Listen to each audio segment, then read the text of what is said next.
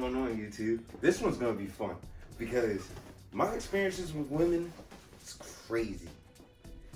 Women drive me crazy, but it's gonna be fun. This is gonna be my first 3-part series.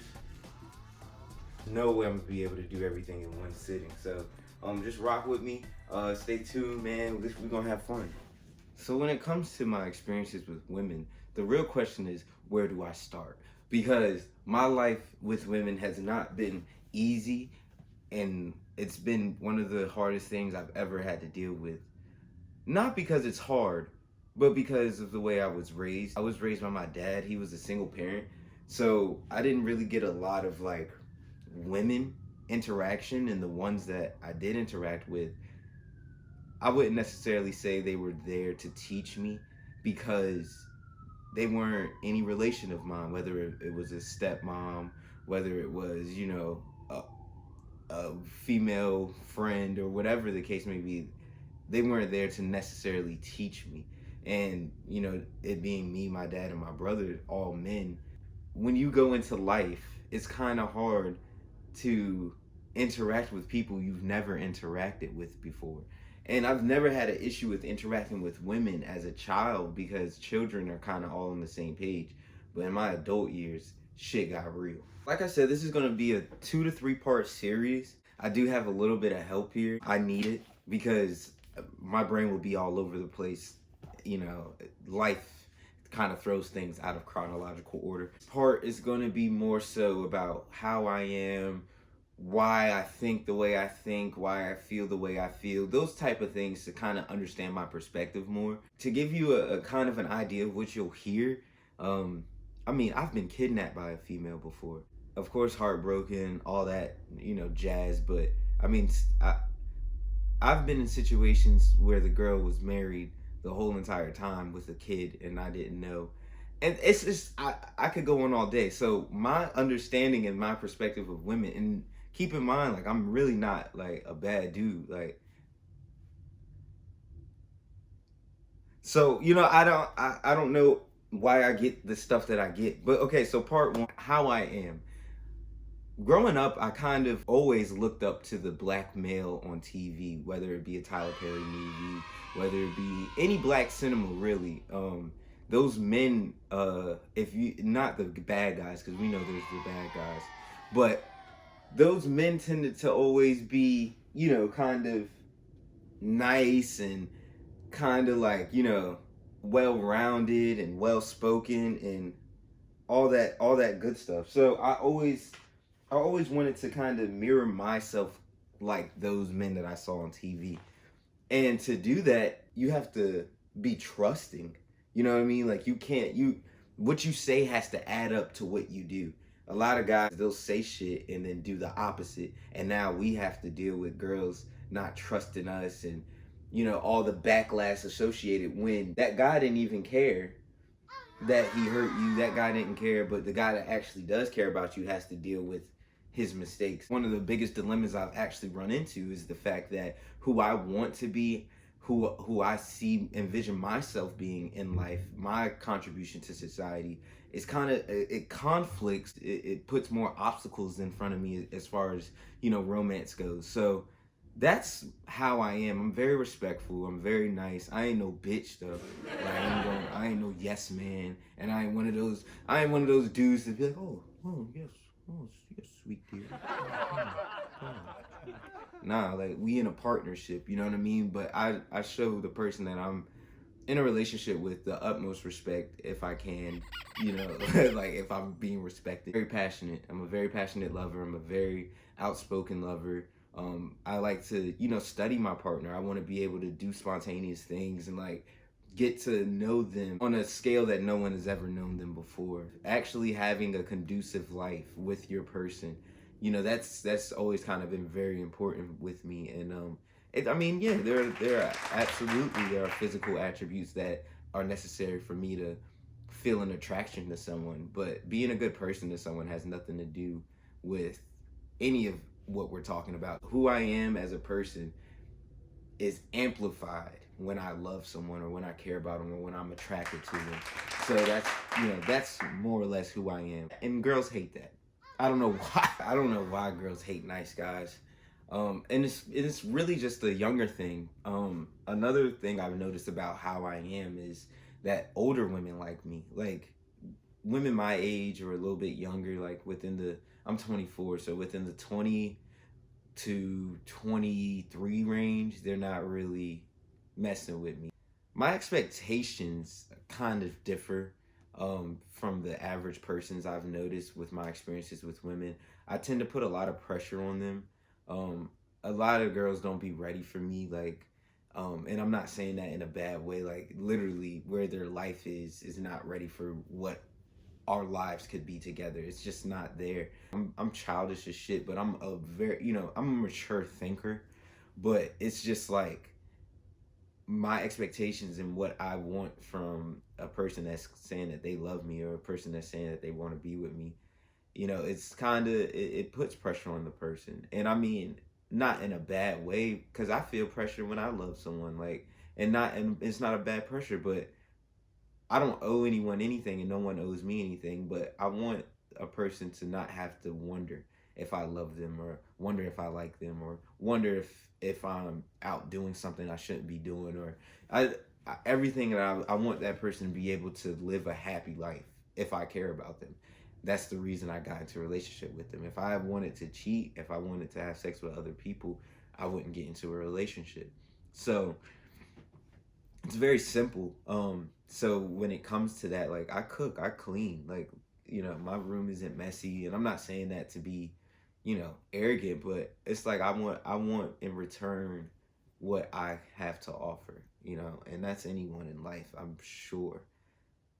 So what do I want? I want a exotic woman who no, I'm just kidding. I love black women. I love all women if I can be completely honest, but of course I love black women. Shout out to my queens.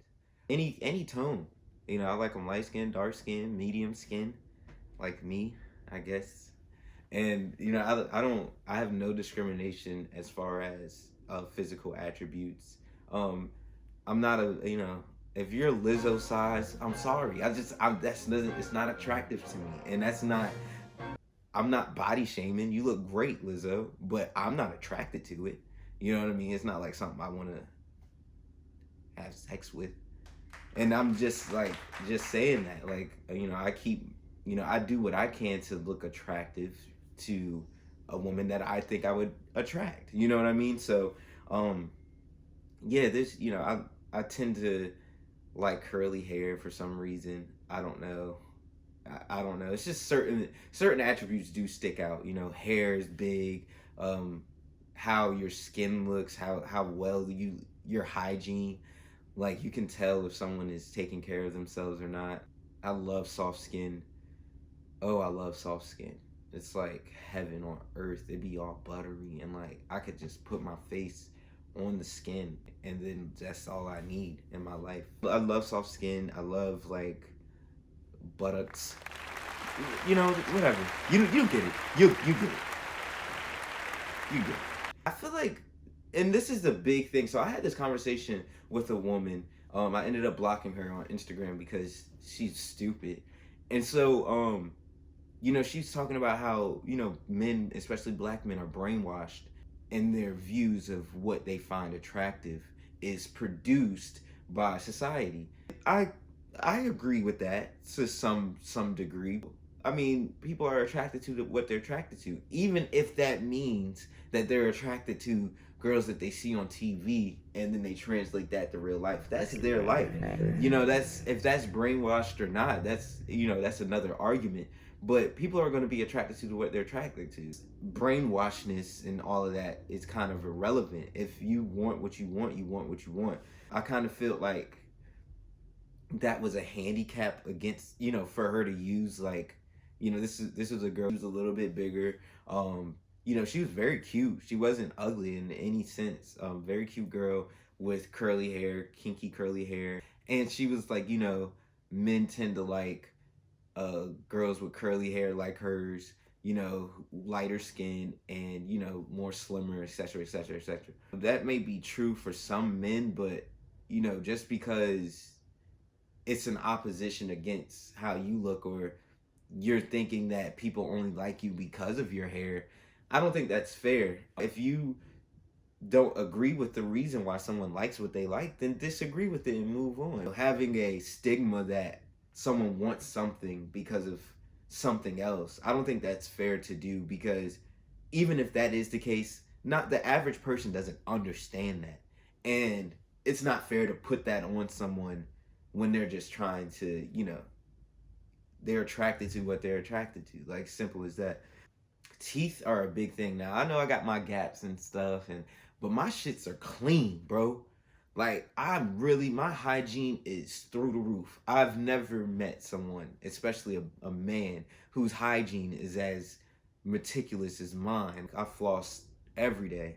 I haven't missed a day of flossing since I was like 16. I mouthwash with the purple Listerine. Shout out to purple Listerine. The purple Listerine, total care for enamel. You know what I'm saying? Teeth are a big thing. Like, I see any type of brown, yellow, green. Teeth aren't supposed to be sparkling white like they are on TV. They're supposed to have a hint of yellow like they're bones. So it's I understand some discoloration here and there, but if you're obviously a yuck mouth, that's a big deal for me. Breath is another big deal for me. Okay, weight isn't a bad thing, okay? I'm not saying that if you're bigger, it's an issue as far as my attraction. I've I've had interactions in relations with women that I think were out of my comfort zone as far as weight. But and then, God, why it sounds shallow, but I mean this is real. We get into the nitty gritty. Okay, I'm not a big man. Like, that's not my thing. It's not. It's not. So and that's the thing. Like, I'm not shunning anyone out, but I know what I'm attracted to, type of thing. I like style. I like someone that understands pop culture and is into it, but wants their own world as well. Someone that's able to mingle with the outside and keep their own world in order at the same time. I like to talk about more of the stuff I am interested in than the stuff I'm not, because you never know. You know what I'm saying? So we're tying up part one of the things that I've noticed has made me is my parents not ever being together as far as I can remember. Me not having two people, both that created me, both that love me, both that want what's best for me and is actually a priority in their mind. That's never been around for me. So I've always wanted to create that. And as soon as I find someone I like, I tend to attach myself to them. Not that I'm clingy or anything, but it's just like when I see someone that I feel like has that potential, I can avoid my past in my future with my children, my partner. I cling to that because I noticed how much it's had an effect on me and how much it's having an effect on my siblings as well. And nobody is detrimentally ill mentally because their parents aren't together. As far as people I know, I'm sure there are people in the world that have trauma, real trauma, because their parents divorced or whatever, not around in any circumstance, whether it be death, etc. So as far as me personally goes, yes, there are a lot of effects, but I feel like who I am as a person is kind of better, and I see a bigger picture because my parents weren't together. It has an effect on my relationships as well. My aggressiveness.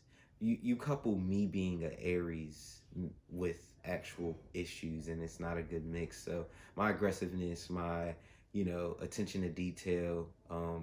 Girls tend to say like I always find problems and stuff, but I just want what's best. Like, I don't mean to be nitpicky. I don't mean to, it's not my way or the highway in any retrospect. So it's just like, yeah, if something bothers me, I want to make it immediately known. So it's not something that I'm just holding on to, or something that I might potentially accidentally use against you. It's like I bring stuff to light so it can get dealt with, not so I can make you feel bad about who you are. if I didn't care, I wouldn't say anything. There are people that do shit to me all the time that I don't say anything about because it's not worth it. But if you're someone I care about, someone I love, someone I say that I want to be with, it is worth it. So I bring it up, and that's how I see stuff. And I feel like, um, that's also something new. That's like, it's, a lot of people don't want to deal with that. That sums up part one. Please stay tuned. Look out for part 2 and 3. I'm elated. This is gonna be a good experience based off of the way I am, the way I'm presenting myself in these videos. I think this is gonna be a compelling, kind of eye opening, kind of perspective changing kind of thing. You know what I mean? So, hey man, remember you're always the ruler of your world. Don't let nobody take that from you. Stay tuned. Remember to like, share, comment, subscribe. New video part 2 is coming soon. And there's a possible part 3 as well. My experiences with women. Peace, y'all.